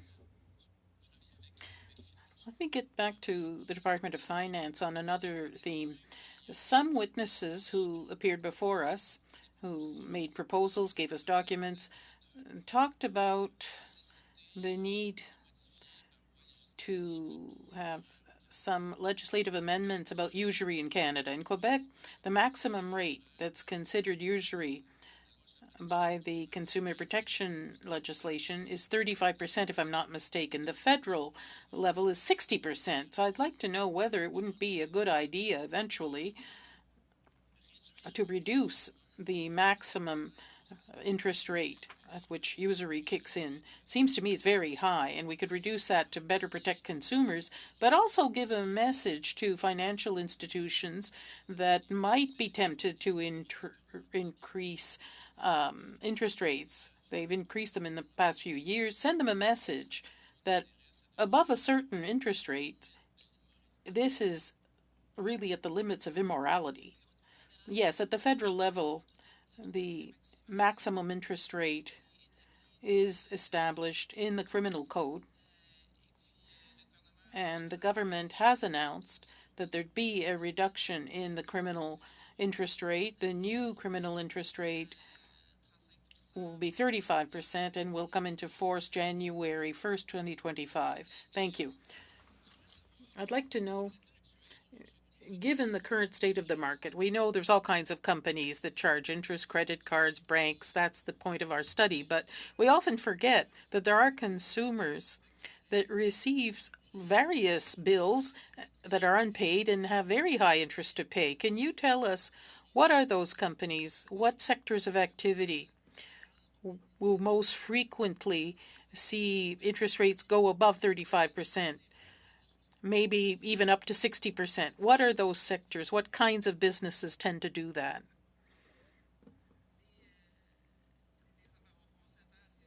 We expect companies to comply with the new usury rate legislation as of January, but that new rate affects certain lenders that aren't necessarily under federal jurisdiction, those we call alternative lenders, who often charge very high rates, higher than 35%. Thank you. Mr. Chairman, do I have a few seconds left? I have a question for StatsCan. I will give them to you. Go ahead, Mr. Garon. That's very kind of you. For Statistics Canada, this topic has been raised here by a witness, Mr. Charlebois, a food professor, as we call him. He mentioned in many fora, he tells you that you're poorly calculating inflation. He says you don't take into account shrinkflation, that you met with him, you weren't convinced. He collects his own data. He's often made public sorties to say that you're not calculating inflation properly. I'm surprised by that. You're one of the few federal institutions for which that I still trust. I know that this person is not an economist, but do you correctly calculate inflation? Do you take into account shrinkflation? And how come certain academics can attack you on that front? Maybe you don't communicate your way of doing things properly. Merci, Monsieur Garot. Thank you, Mr. Garon. We have the same question. We wonder why he doesn't think that we're measuring inflation properly. Our consumer price index is of very high quality. We do follow the best practices. We're world leaders. We follow international methodology. And to be very clear, we do account for shrinkflation. So in no ways do we measure apples to oranges. We always measure apples to apples and account for any changes in quantity. We have something called quality change, which also incorporates quantities, and we make adjustments to compare like to like. So we do account for shrinkflation. I would say maybe to your point on communication, we have a number. We've done podcasts. We had an infographic on shrinkflation. We've made many efforts to be clear in our methodology, and our methodology is also upfront and very visible to all users. However, we will continue to try to communicate this to ensure that it's 100% clear to all users, including Professor Charlebois. Thank you. Thank you very much. Merci, Monsieur le Président. So just following up on that, I'll grant myself a bit of time as well, because the CPI, at least in the U.S. and in Canada a little bit, has been very controversial over the years. Does it adequately monitor inflation? And there's been a change over the years where it's gone from a fixed basket of goods to the cost of living. So, and then what is the standard? What is the standard of living? It fluctuates. How different is the way we calculate CPI here than it is in the U.S.? And for instance, the example that I've read would be, for instance, the change in consumer behaviors. If the filet mignon goes up, then you change for a T-bone, and that maintains inflation at the same level. But actually, it's not, because the price of the T-bone has gone up too. And so, what do you respond to that? And how is it different in Canada? Is it different in Canada than it is in the U.S.? Sure. So I will speak to that as well, and then Matthew, you can add if there's anything. So our consumer price index is one of our critical products. So we do put in a lot of effort for it to make sure that it's of the highest quality. What we have done is what you're talking about is the substitution effect, and we used to have fixed baskets every 2 years. And we would revise the weights. But since to account for the substitution effect, we've moved to an annual basket, so that we account for that substitution more frequently. So, is there then a fixed basket where we do not account for substitution? Just is that a statistic you provide as well? And what would be that statistic? So within a year, we would maintain the same fixed basket. So we would not see the substitution within a given year, but every year we do update our weights. Okay, so say you wouldn't have the stats of the evolution of goods over 5 years, because every year you're changing to account for substitution. Is that correct? We would see through the changing weights how the evolution in consumer behavior. So if, for instance, consumers used to buy olive oil because it was affordable to do so, but they're changing to canola oil, next year's basket would potentially have canola oil instead of olive oil to calculate CPI. So they would both have olive oil in them, but we would update the weights accordingly on an annual basis. Because with in the process of collecting the prices and the characteristics, we also collect the quantities purchased. So this allows us on an annual basis to update those expenditure patterns annually. That account for the fact that often people don't feel like the CPI reflects what they actually feel at the grocery store, like because they make these changes not out of their free will, because they have no choice, because the price has gone up too much. Like that's to me, the gist of the controversy with the CPI is precisely what you've just explained. Yeah, so we've seen a significant increase in food inflation since the pandemic, which has since decelerated somewhat, but it's still positive, which means prices are continuing to rise. So as we say that inflation has cooled, and in fact, for a few months it dipped below headline inflation and is now creeping back above, that accumulation of price increases that has occurred over the last 3 years remains. And you'll often see us in our communication now improving our communication to not just talk about 1 month or 12-month price change horizons, but including the cumulative effect over the last 3 or 4 years, where you see particularly in food that it's gone up almost 25%. Last question. Wouldn't it be useful then to have like different methodologies, like the CPI, that's the official CPI that you're using that accounts for substitution, but also one that's the traditional way before the changes were made? I don't know when that was agreed to in the US. It was the Bureau of Labor Statistics that I think under direction from Congress changed from a basket of goods to a cost of living standard. But wouldn't it be useful to have both to alleviate some of the concerns that consumers have? So some countries have alternate measures of the CPI. In Canada, we tend to have a one-size-fits-all CPI that tries to accomplish a variety of uses, and those include determination of monetary policy, but it's included in contract escalations and in escalation of tax brackets and legislative escalations of Social Security payments like OAS and CPP, et cetera. Understandably, it has immense impact on various sectors of our economy and our government spending as well. So that's why it's such an important figure and why it's so controversial, I guess. So thanks for the explanation. I appreciate it. Mr. Massey. Thank you, Mr. Chair. Very interesting. Maybe, Ms. Rizzo, we can use some of your time, or if there's anybody else that knows this. What is the debt financing percentage that the Government of Canada uses right now in terms of debt financing right now? That's not something or information that I would have. Okay. In terms of the CRA. Does anybody know the Stats Canada in terms of what the Government of Canada pays in interest in terms of its own debt financing?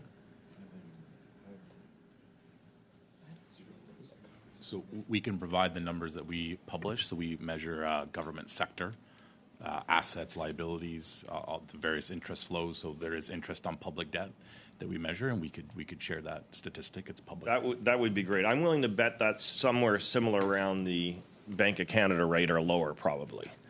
That's just generally in terms of debt financing for a country. And the reason I'm raising this is because, Ms. Hamill, you mentioned about now we're going to make it, I guess, 35%.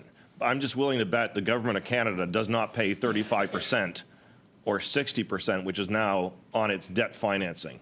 But it expects Canadians to be able to be in that situation. Now, of the 35% that it's going to go down to, can you provide a little more detail? Because your answer, it made it sound like this is going to actually happen in the criminal code. But then it became unclear as to who this applies to, who it doesn't. And then I'd also like to know is what are the repercussions, whether it's criminal, jail, fines, penalties, for those that aren't going to obey this practice. So can you kind of give us a clear distinction as to how that's going to affect Canadians? So yes, it's in the criminal code that change is being made. So it's a criminal offense to charge more than the rate, with penalties that can be charged, and like depending on the gravity of the situation, it could be like higher penalties or. Do we know? I guess, do you know what they are though? Like, are people going to go to jail over this, or is it going to be like an administrative monetary penalty, or is it? That will be for the courts. So it's going to be so a judge will determine the. Okay, can you outline? It's in the criminal code. Yes. Okay, in the criminal code will decide. Okay, so maybe we can probably get our researcher analyst to give us an idea in terms of that section of the criminal code in terms of the repercussions of those that abuse this. And do you have a clear list of distinction, though, of all that are going to be subject to the 35% or lower, and then what exceptions have been allowed under the legislation that are there not covered? Can we get those? Yeah. It's actually easier to define the exceptions because it's very okay. It will be very broadly applied to, by default, it is applied to all lending in Canada.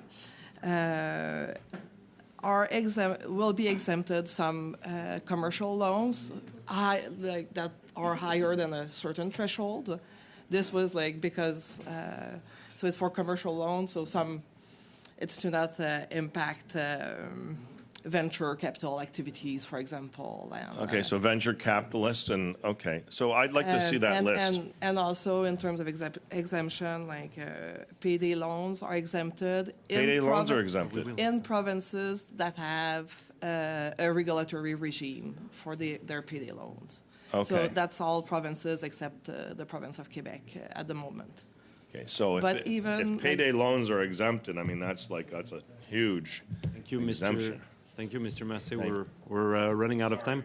And apologies, colleague, I got too excited with my questions. I skipped the orders, and so I forgot Mr. Patzer, but we did John Denis and Brian before. So we're going to Mr. Patzer, then Liberal, then Conservative, then Liberal. So Mr. Patzer. Well, thank you very much, Mr. Chair. I'm just kind of intrigued, Department of Finance here, about what your policy objectives actually are. Like, what are the guidelines, or I guess what are the guardrails that you guys have in place for your department on setting your policy? Like, when you compare what's going on in the European Union and some other countries like that, they've been very aggressive on setting rate cuts and setting levels. They're way down here and we're way up here. Why is that? Thank you for the question. I take it that you're referring to the interchange rates in this particular case. Yeah. Right. And so for Canada, the latest round of agreements to secure reductions in interchange rates for small businesses, we're really looking at how can we reduce meaningfully the interchange rates paid by small businesses, number one. Number two, let's make sure that those reductions aren't accompanying increases for other businesses. And number three, we wanted to make sure that consumers, Canadians, reward programs were protected, as they value those programs quite significantly. And so those were some of the objectives of going into the agreements. And then it's how do we want to structure this? How best do we deliver on those? Okay, so looking at multiple things that we have heard in this committee so far. We look at the credit card companies, for example. All of their interest rates are virtually identical. Sure, there's multiple players in the market, but there's no true competition. If there was, there would be aggressive rate reductions happening. So why is the Government of Canada's policy not seeking to get those rates, to get that competitive nature restored, where we see that rate reduction happening, so that consumers and business get a better outcome here? I mean, it's a good question in terms of what we're observing in terms of interest rates, for instance, and I can attest that there is quite significant amount of competition in terms. Well, not really. It's not really, because they're all the exact same. In terms of agree that they're all the same, and I'd also mention that the gas prices in my neighborhood are all the same as well. But they compete fiercely with one another.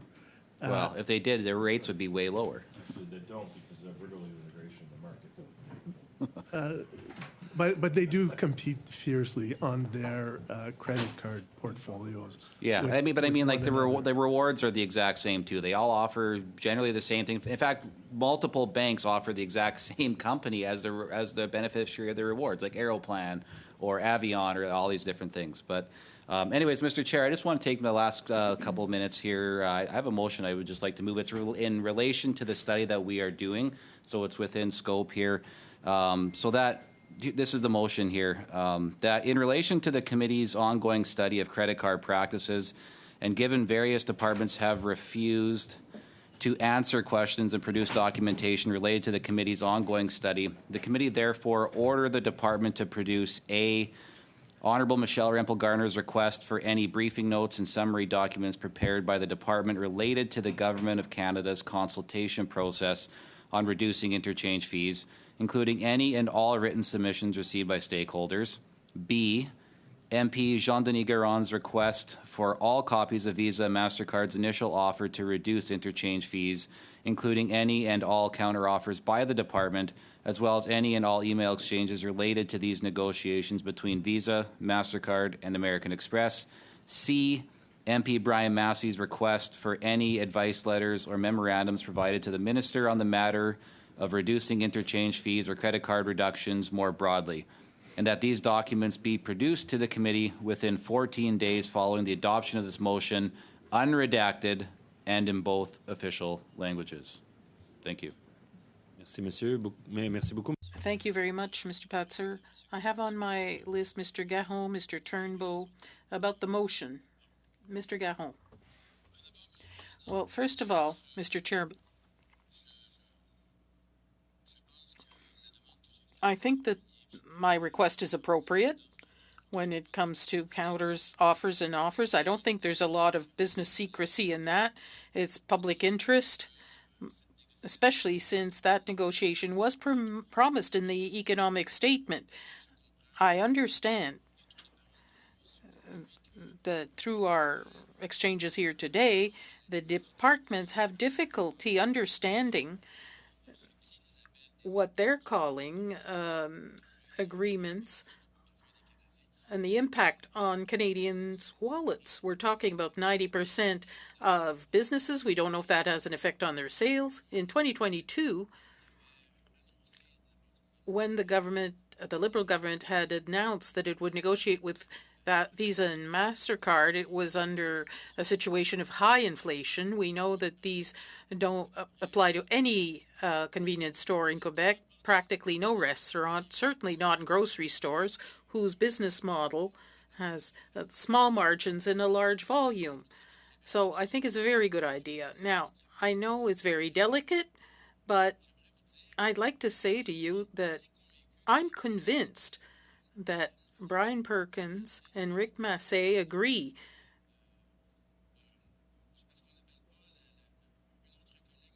that we shouldn't call another colleague Michel Garon in the French version. Could that be corrected, please? I'd appreciate it very much. Thank you, Mr. Jean-Denis Patter. I have Mr. Turnbull here on my list. Not sure what the rationale for a motion is, but I know that the witnesses, when asked by me for exactly the same information here, committed to providing it to the committee. So I feel that there's a bit of a breakdown here in terms of what happened at this committee, that maybe members were too busy writing a motion rather than paying attention to the testimony that was given. But the witnesses here, Ms. Hamill in particular, committed to providing this information, all of which is similar to the motion. So I'm not sure why a motion is needed to put this in writing. I mean, we had already said that the chair was going, or the chair had offered to write a letter requesting that information. We also clarified on the record, and Ms. Hamill clearly committed to provide that information to the committee. So I don't know what the rationale for using committee's time for a motion when the witnesses have already committed to providing the information that was requested. It just seems like a bit of a roundabout here. So I'm not sure why the witnesses' testimony isn't satisfactory enough for the members, and that their commitment to providing documents is not sufficient. And why would that require a motion? So I just I'm sort of struggling to find and understand the rationale for the need for a motion when witnesses voluntarily have said that they would provide the information. So maybe Mr. Perkins wants to clarify that on the record, but that's great. So maybe he wants because to this government has a habit of not providing documents. We've been stalled in the House for 3 months because you refused to provide the documents. Mr. Perkins, colleagues, à l'ordre. Before this has happened before, it's not a back and forth. Even if Mr. Turnbull is asking you a question, I'll give you the floor, but I have Mr. Badaway first. Are you done, Mr. Turnbull? No, I wasn't quite finished.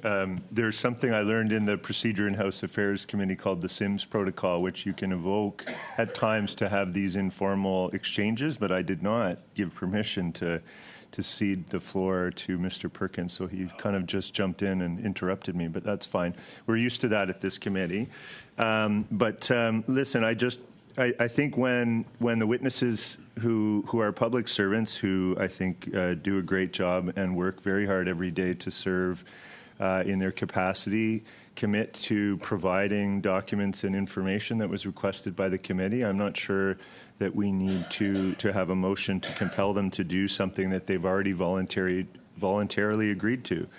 So that's my issue with this. I'm just not sure what the rationale for this is, other than the political motivation that might be behind it. So that's all I have to say for the moment, Mr. Chair, but I think I will have more to say on this in just a moment. Thank you, Mr. Badaway. Thank you, Mr. Chair. I guess not to repeat what Mr. Turnbull alluded to with respect to the expectation that was already confirmed by the witnesses in terms of bringing forward documents.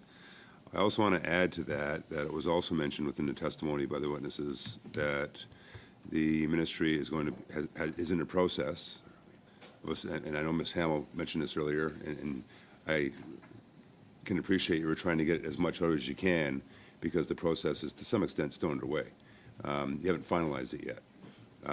And that, with respect to the strategy for meaningful reductions, this government has put a mandate forward to put a strategy with respect to your department for meaningful reductions with the credit card companies.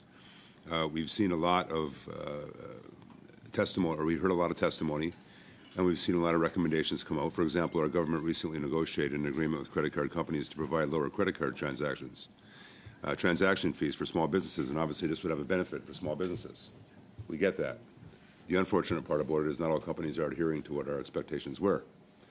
So I actually look forward to some of that information coming back to us from that strategy, and then therefore possibly with legislation that's going to be based on that strategy. Legislation, quite frankly, that might be needed to ensure that our expectations are met when we're passing down new negotiations with the credit card companies to lower credit card transaction fees for small businesses. Bottom line, if companies are not adhering to that, then we have to find a mechanism so that they do. And I'm hearing today that not all of them are, one in particular. And that just simply pisses me off. And that can't be, because we have an expectation and a reason why we put that mandate forward. And of course, with that being said, that it be followed.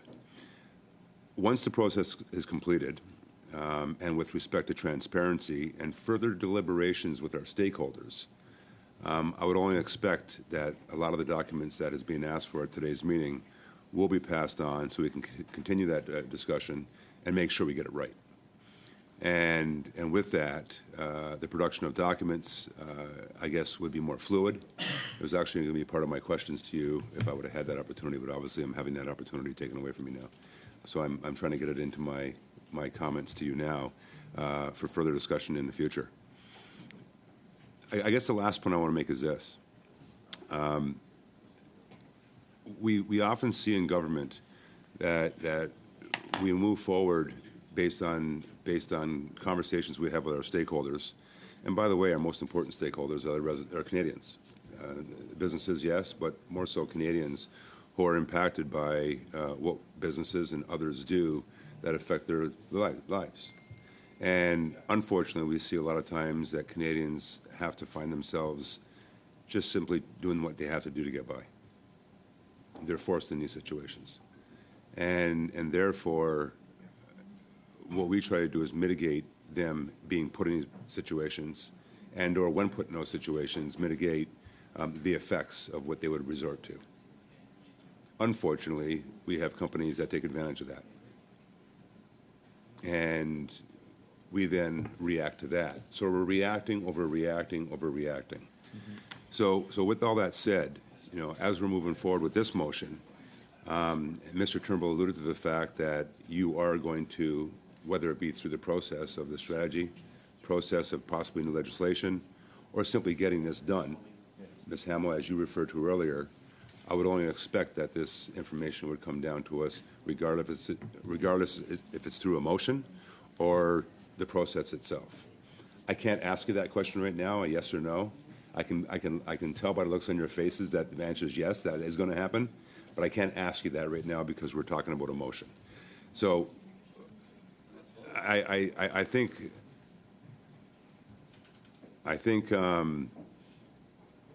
it's safe to say that we're going to receive that information.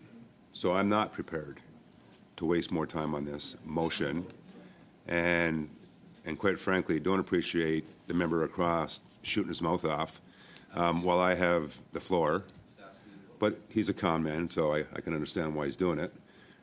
But, Mr. Chair... Point of order. Yeah, that's Point okay. of order. That's okay, Mr. Perkins. Mr. Badaway, Conservative man. is not a language that I tolerate on this committee. Mr. Perkins, I will ask you to withdraw these comments. You cannot treat another member being a con man. The other members shouldn't be treating members on the opposite side of the floor by shooting his mouth off while we have the floor. I agree, but what I'm asking you, Mr. Badaway, is to So withdraw your comment. are we going to have that not happen? I will do my best to maintain order, and you're right, Mr. Padzer, and I've said that to members many times over the course of the last 3 years, that there's no, this is not the House of Commons where you can heckle. It's committee. Thank you, Mr. Chair. But I'll withdraw that comment. Thank you, Mr. Badaway. So if I can finish, Mr. Chair, to the committee, and more importantly, to the witnesses. Again, I appreciate your testimony today. I appreciate that you are, Ms. Hamill, going through a process right now, and would only expect that once that process is complete, we can continue the dialogue that we're having today. And I do appreciate the comments from the other witnesses that gave testimony that's going to add to this overall process. And with that, Mr. Chair, again, I agree with Mr. Turnbull with the process still to be undertaken and the information that's being asked for under the motion to be produced. This is just simply a waste of time, and therefore I won't be supporting the motion. Thank you, MP Badaway. MP Turnbull. Yeah, I mean, the standard practice in most committees that I've been to, even when inviting witnesses or asking for documents, is the first step is often to ask for those. Which we did in this committee. I think the officials agreed to provide the exact same information with one exception, which I'll talk about in a moment, which is C in this motion, which I think is problematic. What's interesting is that we're sort of, the committee members seem to be overzealous in terms of jumping right into compelling our public servants here who have offered to provide the very information that's being requested in most cases in this particular motion, and jumping to sort of compel them to do so. It's sort of this overexertion of I would even call it, like it's, the committee can use its power, but to compel documents, to subpoena, to exert its sort of authority as a parliamentary standing committee, but when it needs to do so. So to me, I think we should be reserving that step for moments when we really feel like witnesses or individuals, and we've seen this with witnesses that we've invited to the committee where we issue numerous invites. They get sort of slightly stronger in terms of their language, in terms of, basically saying, look, if you don't come willingly, we're going to compel you to do so. And so it's a process. It's not, we don't usually jump to, say you have to do this without going through the previous steps. And when we have witnesses that are sitting here that are saying, yes, we will provide the information, that to me is just an abuse of our parliamentary power. So that's my first argument. My second point that I want to make is Mr. Massey, on the record, had said that he was not asking for cabinet confidence advice to ministers. So that's exactly what is requested in this motion. So if Mr. Massey is supporting this motion, but he said on the record that he doesn't... Mr. Turnbull, on a point of order. I just want to make sure that as the parliamentary secretary wraps himself around the public service flag, to remind him that they also blocked whistleblower legislation for public servants, refused pay equity, have made racialized workers go to the Supreme Court to actually have their proof and cases approved. Yeah, and Mr. Massey, I'm not sure that's a point of order. That sounds more like a point of debate. But on that note, colleagues, we're nearing the end. It's 10:14. Cabinet memorandum. So, Mr. Minister is not a cabinet Perkins, you don't have document, just so you know the you don't difference. have the floor, Mr. Perkins. I have the floor, and I'm the chair. This is the end of this committee. If you want to bring this motion back, you can move to resume debate next meeting, which will be after constituency week, when we come back on C27. As a reminder, colleagues, and à nos témoins, merci beaucoup de vous. Thank you very much for participating in this exercise. It was highly appreciated. The parliamentary life is not always simple, as you know, but we thank you very much for this and for the work you do for Canadians. Have a good day. The meeting is adjourned.